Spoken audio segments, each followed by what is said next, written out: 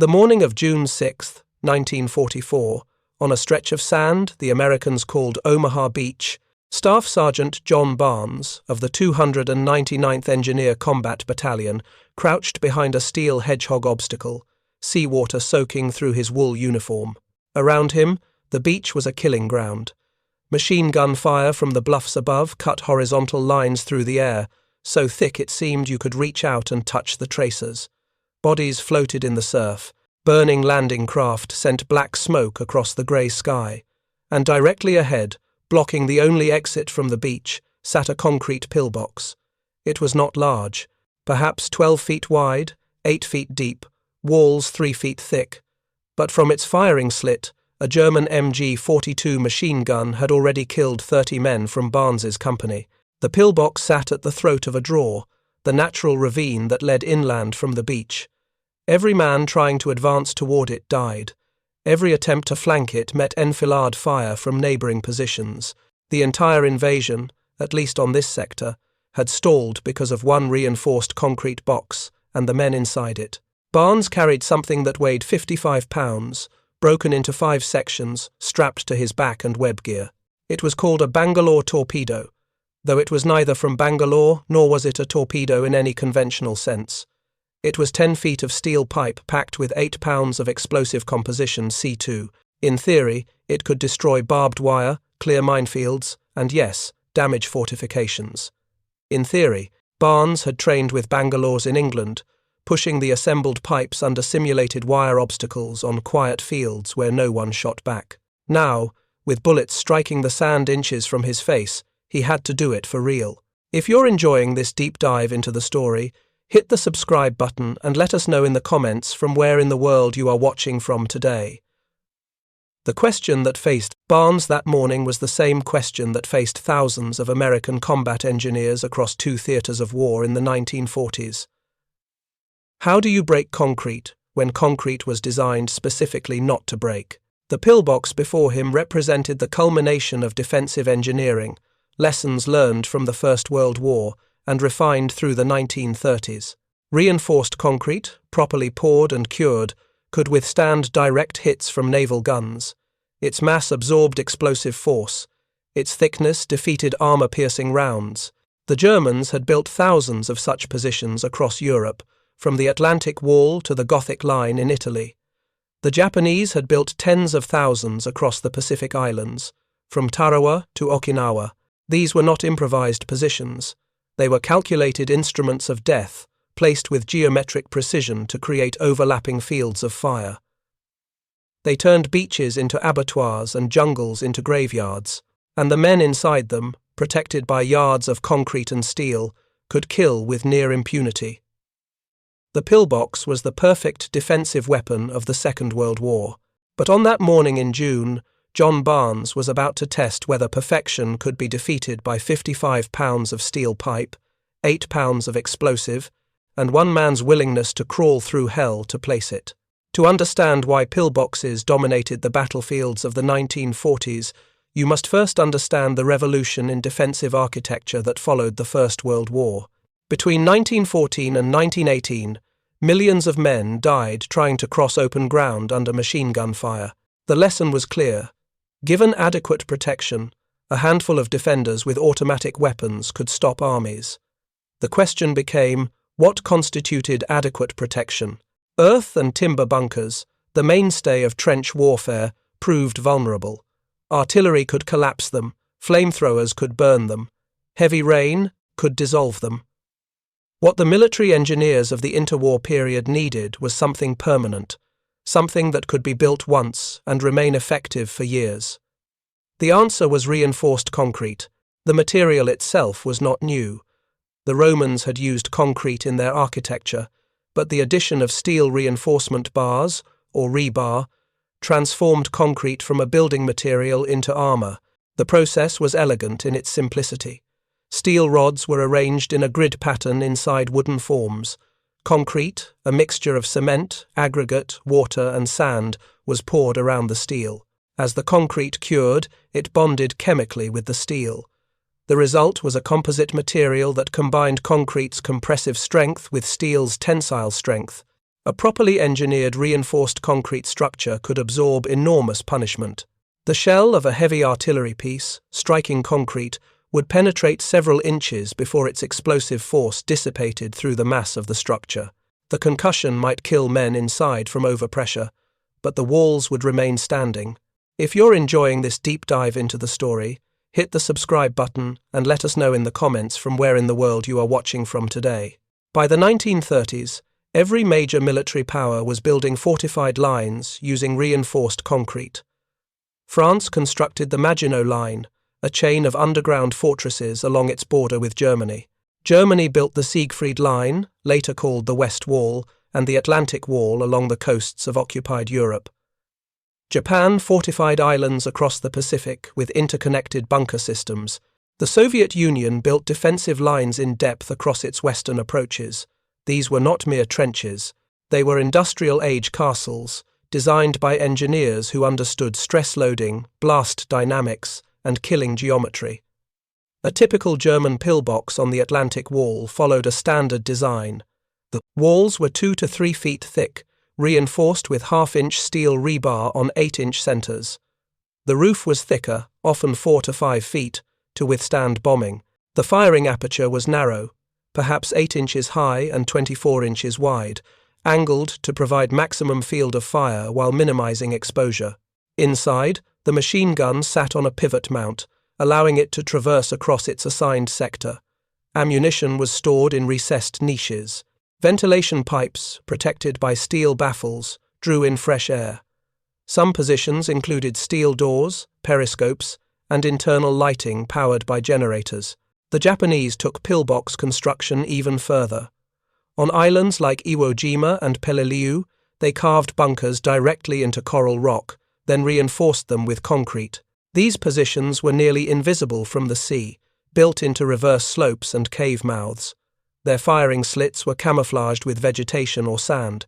Some bunkers had multiple exits, allowing defenders to withdraw through tunnels and reoccupy positions after American forces had passed. The Japanese understood that concrete alone was not enough. The pillbox had to be integrated into terrain, supported by other positions, and designed for prolonged defense. The United States Army entered the Second World War with a doctrine built around mobility and firepower. American military theorists believed that maneuver, supported by overwhelming artillery and air power, would break enemy defenses. The tank would exploit breakthroughs. Infantry would mop up.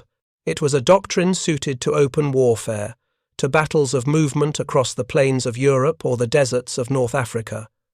But it was not suited to breaking concrete. The first Americans to encounter the reality of pillbox warfare were the Marines who landed at Tarawa Atoll in November of 1943. Betio Island, the primary objective, was defended by 4,700 Japanese troops protected by hundreds of coconut log and concrete bunkers. The pre-invasion bombardment, confident planners had assured the Marines, would destroy these fortifications. It did not. When the Marines waded ashore, they found the bunkers intact and their defenders very much alive. Machine gun fire from the pillboxes cut down men in the water, on the beach, and at the seawall. The battle lasted 76 hours and cost over 1,000 American dead. Tarawa taught the American military a brutal lesson. Concrete does not care about your doctrine. You could call in naval gunfire, and the shells would explode on the surface, leaving the bunker intact. You could strafe with aircraft, and the bullets would bounce off. You could assault with infantry, and the men would die in windrows before they reached the firing slit. Something new was needed. The solution, military planners decided, was not a new weapon but an old one, repurposed. The Bangalore torpedo had been invented during the First World War by a British officer, Captain R.L. McClintock, who was stationed in Bangalore, India. If you're enjoying this deep dive into the story, hit the subscribe button and let us know in the comments from where in the world you are watching from today. Its original purpose was to clear barbed wire entanglements. Soldiers would assemble sections of pipe filled with explosive, push the assembled length under the wire, retreat to a safe distance, and detonate it. The explosion would destroy a lane through the wire, allowing infantry to advance. By the Second World War, The Bangalore had been refined. The American version, designated as the M1A2, consisted of steel tubes, each 5 feet long and 2 inches in diameter, threaded at both ends so they could be screwed together. Each tube contained approximately 1.5 pounds of composition C2, a stable explosive that would not detonate from shock or fire, but required a blasting cap to ignite. A complete Bangalore assembly typically used 2 tubes, creating a 10-foot length. The forward end was fitted with a conical nose piece to help it slide under obstacles. The rear end received a firing assembly, a blasting cap, a length of primer cord, and either a time fuse or an electrical detonator. The entire device weighed 55 pounds and cost about $30 to manufacture. In training, engineers practiced assembling Bangalores quickly, often in darkness or under simulated fire. They learned to push the tubes forward, crawling on their stomachs, using the assembled length as a probe. They learned the safe distance for detonation, at least 100 feet for personnel in the open, 50 feet if behind cover. They learned that wet ground absorbed blast better than dry, that metal obstacles would fragment into shrapnel, and that wind direction mattered for smoke and debris.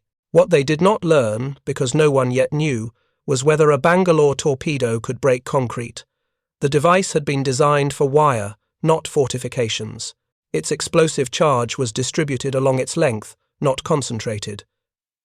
Its blast was directional, pushing upward and outward, not focused on penetration.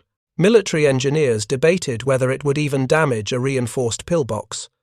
Some argued the concrete would simply absorb the explosion. Others suggested the blast might crack the surface, but leave the structure functional. A few optimists proposed that if placed correctly, a Bangalore might collapse the roof or blow in the firing aperture. But these were theories. The only way to know was to try it in combat. The 299th Engineer Combat Battalion received its Bangalore torpedo training at Camp Swift, Texas, in the winter of 1943. The men were not volunteers. Most were draftees, pulled from farms, factories, and offices across America. They had expected to build bridges or clear roads. Instead, they found themselves learning the intimate mechanics of demolition. The training cadre, many of them, veterans of North Africa or Sicily, approached the subject with grim practicality. "This is not about heroism," one sergeant told his squad. "This is about making a hole so other men can live." The Bangalore itself was deceptively simple. Each 5-foot section arrived in a wooden crate, packed in cosmoline to prevent rust. The steel tube was seamless, drawn rather than welded, to prevent weak points. The interior held cylindrical blocks of composition C2, a yellowish explosive that felt like hard clay. The threading on each end was precise, machined to tolerances of thousandths of an inch.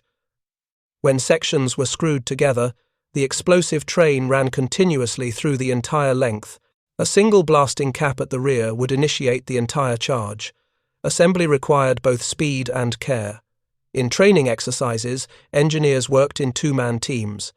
One man would hold the forward section steady, while his partner threaded the next tube onto it. Over-tightening could strip the threads. Under-tightening left gaps that weakened the blast. The instructors emphasized a specific technique: hand tight, then 1/2 turn with a wrench. No more, no less.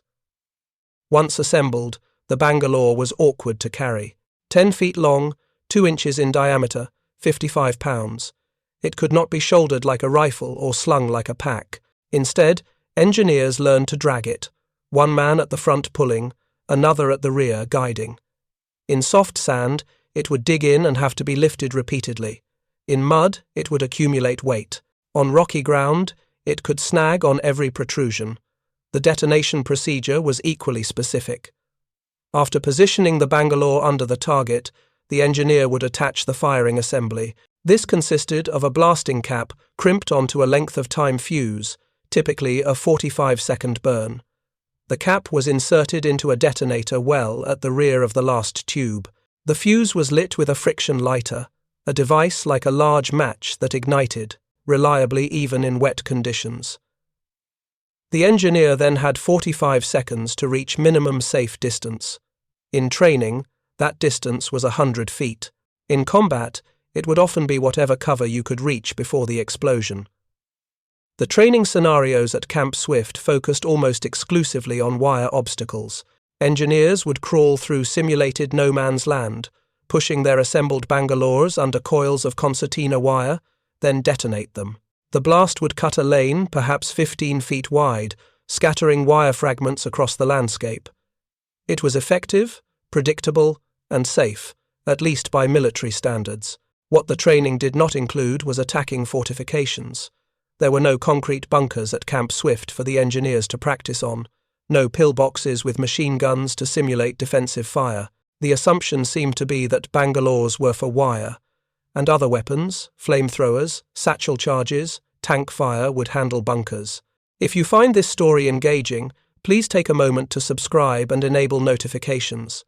It helps us continue producing in-depth content like this. This assumption would prove dangerously wrong. When the 299th landed in England in February of 1944, they continued their training on Salisbury Plain. Here, for the first time, they saw actual German fortifications, captured pillboxes from the First World War that British engineers had preserved for study.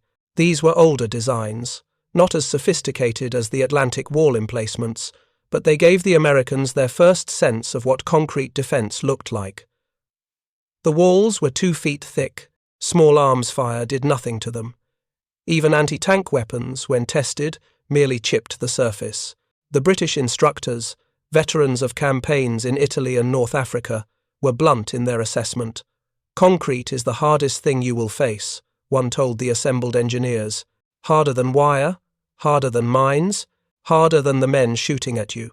Because concrete does not tire, does not retreat, and does not die. Staff Sergeant John Barnes began his crawl toward the pillbox at 0730 hours on June 6, 1944.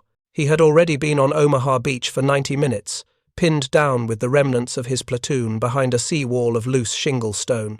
The original plan, briefed aboard ship the night before, had called for engineer teams to land with the first wave, clear obstacles, mark lanes, and move inland within 30 minutes. That plan had disintegrated in the first 5 minutes of the assault.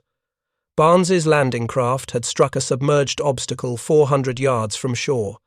The ramp had dropped into 6 feet of water. Men had jumped off, laden with 60 to 80 pounds of equipment, and some had simply disappeared beneath the surface. Those who made it to wadable depth faced interlocking machine gun fire from the bluffs. The beach, which intelligence had described as lightly defended, was a killing zone.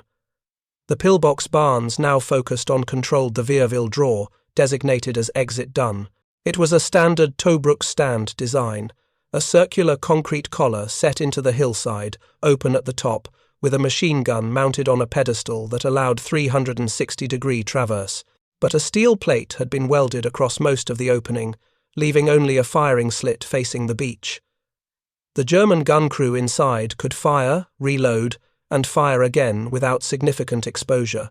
Barnes carried 2 Bangalore tubes strapped to his pack frame and 3 more distributed among the survivors of his squad. If they could assemble all 5 sections, they would have a 25-foot length. The question was whether they could get close enough to use it. The approach required crawling across 70 yards of open beach, in full view of the pillbox, and at least 2 other German positions. Every few yards offered some cover. A tank, obstacle, a line of shingle, a shell crater. But between these features lay flat sand where a man was completely exposed. Barnes moved in the infantry crawl he had learned at Fort Belvoir, flat on his stomach, pushing with his toes, pulling with his elbows, rifle cradled in his arms. He kept his head down, pressing his helmet into the sand. Machine gun fire cracked overhead, a sound like canvas tearing. Bullets struck the sand around him, throwing up small geysers. He moved 3 feet, paused, moved again. It took him 20 minutes to cross the first 30 yards. Behind him, 3 other engineers followed, each carrying Bangalore sections. One man, Private First Class Robert Chen, had made it 15 yards before a burst of fire caught him across the back. He died without making a sound. His Bangalore section lay where it fell. Barnes reached the first intermediate position, a burned-out DD tank that had been knocked out in the initial assault. Behind its bulk, he had perhaps 30 seconds of cover. He used the time to screw together his two Bangalore sections, threading them quickly, hand tight plus a half-turn. The second engineer, Corporal James O'Brien, reached the tank and added his section. They now had 15 feet assembled. The third man never arrived. Barnes did not see him fall, but when he looked back, the man was simply gone. With 15 feet of Bangalore, Barnes and O'Brien resumed their crawl. The pillbox was now 40 yards away. They could hear the German machine gun firing in short, precise bursts. They could hear the clatter of spent brass casings hitting the concrete floor inside. They could smell cordite, and beneath it, the salt and copper smell of blood. At 30 yards, O'Brien took a bullet through the shoulder. He gasped, rolled onto his side, but kept hold of the Bangalore. "Keep going," he hissed through clenched teeth. "Just keep going." Barnes crawled the last 30 yards alone, pushing the 15-foot Bangalore ahead of him. It caught on every irregularity in the sand, snagged on wire, scraped against stones. The steel tube telegraphed every movement, acting like a giant antenna that amplified his presence. He was certain the Germans inside the pillbox could see him, that they were merely waiting for the perfect shot. But they were firing at other targets, suppressing an American advance farther down the beach. Their gun was oriented away from Barnes, at least for the moment. At 10 yards, Barnes reached the base of the pillbox. The structure rose before him like a cliff face. He could see where naval shells had struck it, leaving craters a foot deep but not penetrating. He could see the firing slit, a dark rectangle from which the machine gun barrel protruded. He could see, to his right, a narrow gap between the pillbox and the hillside into which it was built. That gap, perhaps 18 inches wide, was his target. Barnes pushed the forward end of the Bangalore into the gap. The conical nosepiece helped, allowing the tube to slide along the concrete. He fed the entire 15-foot length into the space, until only the rear section protruded. Then he attached the firing assembly, blasting cap, time fuse, friction lighter. His hands shook so badly he nearly dropped the lighter. He struck it once, twice, and on the third try the fuse ignited, sparking and hissing. 45 seconds. Barnes ran. Not crawled, not duck-walked, but ran, sprinting across open sand, expecting every second to feel bullets hit him. He covered 30 yards and dove behind the burned tank just as the Bangalore detonated. The explosion was not what Barnes had expected. In training, Bangalore detonations had been sharp, almost surgical. A crack of sound, a brief flash, and then smoke. This was different. The blast was enormous, a physical wave that struck him even behind the tank. The concussion knocked him flat, drove the air from his lungs, left his ears ringing with a high, pure tone that drowned out all other sound. Debris rained down, chunks of concrete, fragments of steel, clods of earth blown from the hillside. Something heavy landed on the tank's hull above him with a resounding clang. For several seconds, Barnes could not move, could not think. His body had shut down from sensory overload. When he finally looked up, blinking through dust and smoke, he saw that the pillbox was gone. Not damaged, not cracked, gone. Where the concrete structure had stood, there was now a crater. The blast, confined in the narrow gap between pillbox and hillside, had directed all its force into that space. The explosion had lifted the entire pillbox off its foundation and shattered it. The circular concrete wall had fractured into pieces, some as large as a man, others reduced to rubble. The steel plate that had protected the firing slit lay 50 feet away, twisted like paper. The machine gun itself was unrecognizable, a tangle of metal fused by heat and pressure. Of the German crew, there was almost nothing left. The confined blast had killed them instantly, the overpressure collapsing lungs, rupturing organs. One body lay half buried in rubble, another had been thrown clear and lay crumpled against a strand of wire. Barnes looked at the destruction and understood, with a clarity that cut through his shock, that something had changed. The Bangalore, which had been designed to cut wire, had destroyed a fortification that naval guns could barely scratch. It had not cracked the concrete. It had obliterated it. Within minutes, other engineers were moving up through the gap the explosion had created. The exit from the beach was open. Infantry began to flow inland. Tanks followed. By noon, the sector that had been stalled for 5 hours was advancing, and the word spread among the assault units. The Bangalore works. It works on concrete. Barnes himself barely remembered the rest of that day. He moved inland with his unit, helped clear other obstacles, and by nightfall was digging a foxhole, in a hedgerow 2 miles from the beach. Only later, when the adrenaline wore off and exhaustion set in, did he allow himself to think about what had happened. He had crawled 70 yards under fire. He had assembled a weapon under conditions that should have been impossible. He had placed it in exactly the right position, more by instinct than calculation, and he had destroyed a fortification that conventional weapons could not touch. The official after-action report, filed 2 weeks later by the 299th Engineer Combat Battalion, noted the incident in dry, technical language. Bangalore Torpedo, M1A2, employed against reinforced concrete emplacement. Complete destruction achieved. Method recommended for future operations. But those 3 sentences represented a fundamental shift in American combat doctrine. The Bangalore, a humble pipe bomb designed for wire, had become the infantryman's answer to concrete. In the months that followed, the technique Barnes had improvised on Omaha Beach was systematized, taught, and refined. Engineers across Europe and the Pacific began using Bangalores against pillboxes, with variations depending on the specific target. Sometimes they would place the charge against the wall rather than in a gap, using multiple tubes to concentrate the blast. Sometimes they would feed the Bangalore through a firing slit directly into the bunker's interior. Sometimes they would place charges at the base of the structure, attempting to collapse the entire thing. The results were consistently devastating. Concrete, which had seemed invulnerable, proved to have a fatal weakness. It was brittle. It could absorb gradual pressure but shattered under sharp, concentrated force. The Bangalore, with its elongated charge, delivered exactly that kind of force. When the explosive detonated in contact with, or in close proximity to concrete, it created shock waves that propagated through the material faster than the concrete could flex. The result was catastrophic fracturing. Cracks would race through the structure in milliseconds, and the entire mass would disintegrate. By the summer of 1944, American combat engineers had destroyed hundreds of German pillboxes using Bangalores. In the Pacific, where Japanese bunkers were often even more sophisticated, the technique proved equally effective.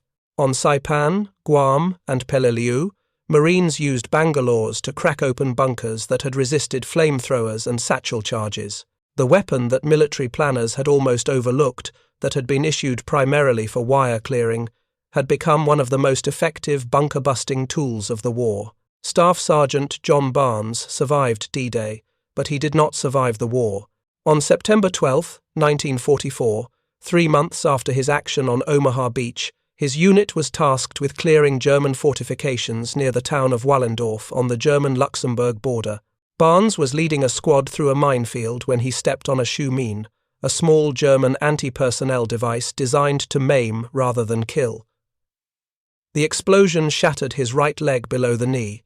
He was evacuated to a field hospital, then to England, and finally to a stateside facility in Virginia. The leg was amputated in October. He spent the remainder of the war in recovery and rehabilitation, learning to walk with a prosthetic. Barnes rarely spoke about Omaha Beach, even to his family. In interviews conducted decades later by the U.S. Army's Historical Division, he was characteristically modest. "I did what needed doing," he said. Any man in my position would have done the same. When pressed about whether he had been frightened, he paused for a long time before answering. "Every second of it," he said. "From the moment the ramp dropped until the moment the Bangalore went off, I was certain I was going to die. But fear does not excuse you from your duty. That was how we thought then. Perhaps it seems strange now, but it was simply understood." The other men who participated in that first successful Bangalore assault against concrete fared differently. Corporal James O'Brien, who had been shot through the shoulder, recovered from his wound and returned to his unit in August. He survived the war and returned to his home in Boston, where he worked as a construction foreman. He never discussed his combat experiences, not even with his wife. It was only after his death in 1987 that his family found his Bronze Star citation in a drawer, awarded for his actions on June 6. Private First Class Robert Chen, killed during the approach to the pillbox, was buried initially in a temporary cemetery in Normandy. His body was repatriated in 1948 and interred at Golden Gate National Cemetery in California. His parents received the Purple Heart posthumously. They never fully understood what their son had died trying to accomplish. The 299th Engineer Combat Battalion continued to employ Bangalore torpedoes throughout the campaign in northwest Europe. They used them at Saint-Lô to breach the bocage hedgerows, which proved nearly as resistant as concrete. They used them during the Siegfried Line assault, where German pillboxes were even more sophisticated than those on the Atlantic Wall. They used them during the Battle of the Bulge, when American forces had to retake fortified positions they had previously captured. By the end of the war, the battalion had expended over 800 Bangalore sections and had destroyed an estimated 140 German fortifications. The cost was severe. Of the original 600 men who landed on Omaha Beach with the 299th, fewer than 200 were still with the unit when Germany surrendered in May of 1945. The rest were dead, wounded, or transferred. Combat engineers suffered casualty rates comparable to infantry, despite theoretically being support troops. The work of approaching a pillbox under fire, assembling explosives while being shot at, and placing charges in positions of maximum effectiveness required not just technical skill but extraordinary courage. Many engineers died in the attempt. Many more were wounded. The successful attacks that made it into after-action reports represented only a fraction of the attempts. For every pillbox destroyed, there were attempts that failed. Bangalore's that were knocked askew by defensive fire, charges that detonated prematurely, and engineers who were killed before they could complete their mission. Yet the technique spread because it worked.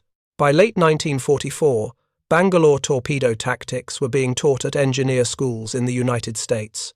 The curriculum was revised to include not just wire clearing, but bunker assault. Training films were produced, showing the proper approach, placement, and detonation procedures. Mock pillboxes were constructed at training facilities so that engineers could practice under realistic conditions. The weapon that had been almost an afterthought became standard equipment for every engineer combat unit in both the European and Pacific theaters. The lessons learned in Europe transferred imperfectly to the Pacific. Japanese defensive doctrine differed fundamentally from German approaches. Where German pillboxes were typically standalone structures with clear fields of fire, Japanese bunkers were integrated into cave systems, connected by tunnels, and designed for defense in depth. A marine assault force might destroy a bunker only to find it reoccupied hours later by defenders who had withdrawn through underground passages. Nevertheless, the Bangalore proved adaptable to Pacific conditions, though the techniques required modification. On Peleliu, in September of 1944, Marines of the 1st Engineer Battalion faced a nightmare of Japanese defences. The island's coral ridges had been honeycombed with bunkers, some natural caves reinforced with concrete, others carved directly into the rock. Conventional explosives often failed to destroy these positions. Flamethrowers could clear a bunker temporarily, but the defenders would retreat deeper into the cave system and return once the Marines moved on. Bangalore torpedoes, however, could be pushed deep into cave mouths and detonated, collapsing passages and sealing defenders inside. Marine engineers developed a technique they called depth charging. They would assemble Bangalore sections into lengths of 20 to 30 feet, sometimes longer, and push these extended charges as far into a cave as possible. The detonation would cause a progressive collapse, bringing down the roof of the passage and entombing anyone inside. It was brutal, efficient, and psychologically devastating to both the defenders and the men who employed it. One Marine engineer, Corporal William Hatch, described the process in a letter home that was later donated to the Marine Corps archives.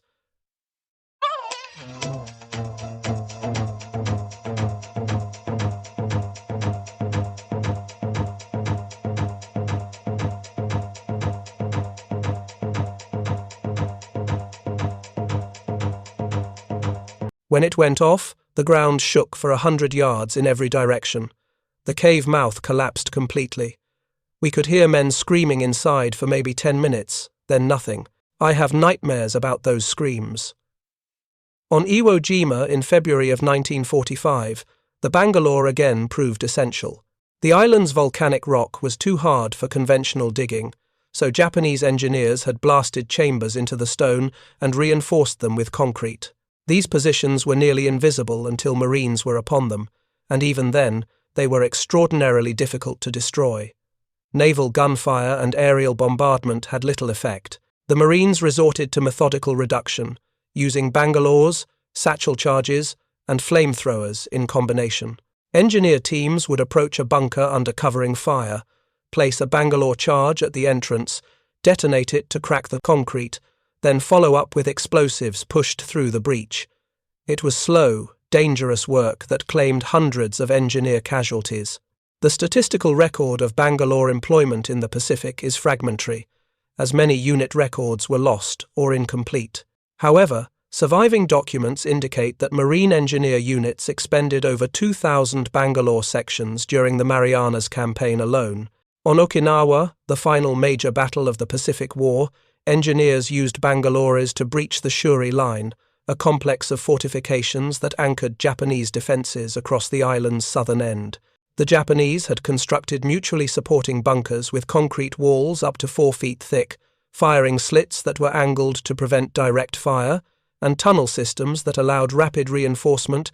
American forces spent weeks reducing these positions, and Bangalores were employed in nearly every successful assault. By the summer of 1945, the Bangalore Torpedo had become so integral to American offensive operations that production was increased.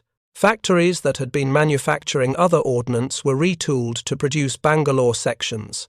The unit cost had dropped from $30 to approximately $18 due to economies of scale and simplified manufacturing. Delivery times shortened. Every combat engineer unit, whether in Europe or the Pacific, maintained stockpiles of Bangalore sections as part of their standard loadout. The weapon that had been almost forgotten had become indispensable, yet for all its effectiveness, the Bangalore remained dangerous to its users. The process of assembling, transporting, and placing the charges under fire could not be made safe. Engineers died regularly from premature detonations, from defensive fire while placing charges, from being too close when the explosion occurred.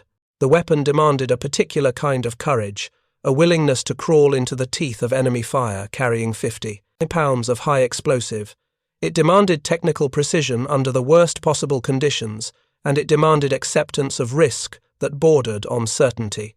Many engineers who used Bangalores successfully in combat did not survive the war. In the decades following the Second World War, the Bangalore Torpedo faded from public consciousness. It did not have the dramatic profile of the bazooka or the prestige of the Monet-Garand rifle. It appeared in few war memoirs and fewer films. When histories of the war were written, the Bangalore merited perhaps a footnote, if it was mentioned at all. The engineers who had used it so effectively returned to civilian life and rarely spoke of their experiences.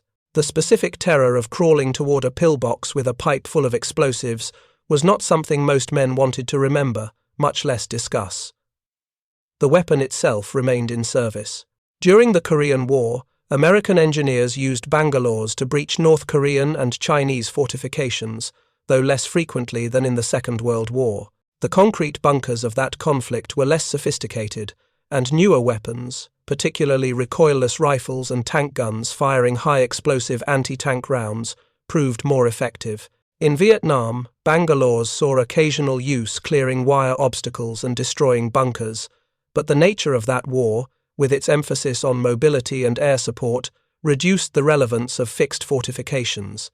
By the 1970s, the Bangalore was considered obsolescent, a relic of an earlier era of warfare, yet it never entirely disappeared.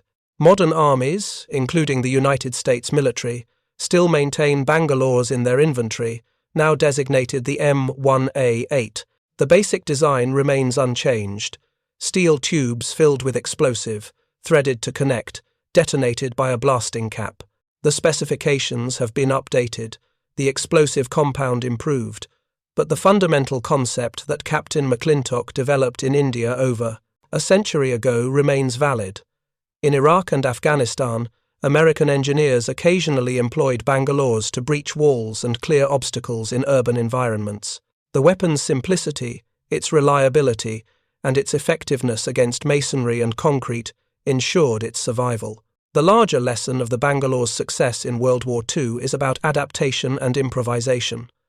Military planners had designed the weapon for one purpose and issued it with specific doctrinal guidelines. Combat engineers, facing situations that doctrine had not anticipated, repurposed the weapon and developed new techniques through trial and error. The institutional military, to its credit, recognized what was working and systematized it, turning field expedients into standard procedure. This cycle of innovation from below and adoption from above is characteristic of effective military organizations. It is also a reminder that wars are not won by grand strategies alone, but by the accumulated small victories of individual soldiers solving immediate problems.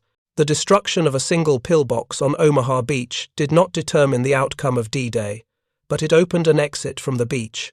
That exit allowed one company to move inland. That company captured a position that flanked other German defences. Those defences, once flanked, collapsed, and the invasion, which had teetered on the edge of failure, succeeded. The chain of causation runs from John Barnes's individual courage through tactical success to strategic victory. In this sense, the story of the Bangalore Torpedo and the engineers who wielded it is the story of the Second World War in miniature. It is not about overwhelming force or technological superiority, though America possessed both. It is about ordinary men, conscripted from civilian life, thrust into extraordinary circumstances, who found within themselves the capacity to do what was necessary. They did not ask for glory. Most received none. They did not expect to be remembered. Most were not. They simply did their duty as they understood it, and in doing so, they broke concrete that was designed not to break.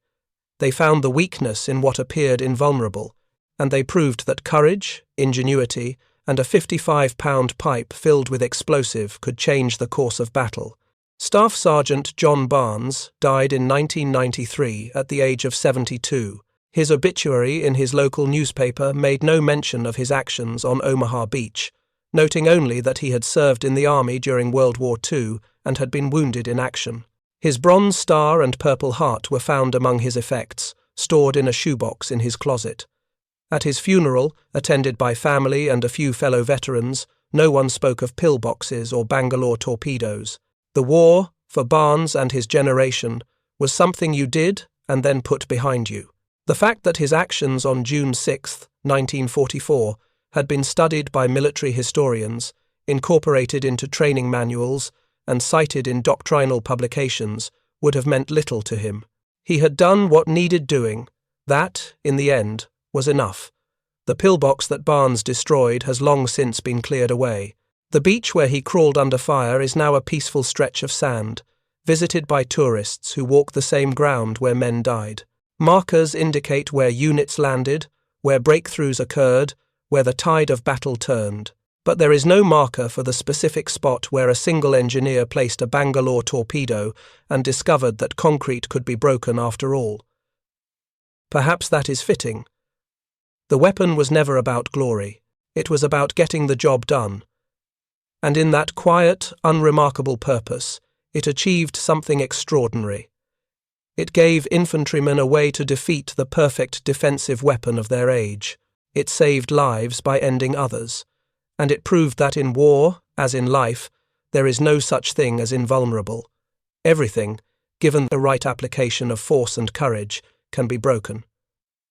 Thank you for watching. For more detailed historical breakdowns, check out the other videos on your screen now, and don't forget to subscribe.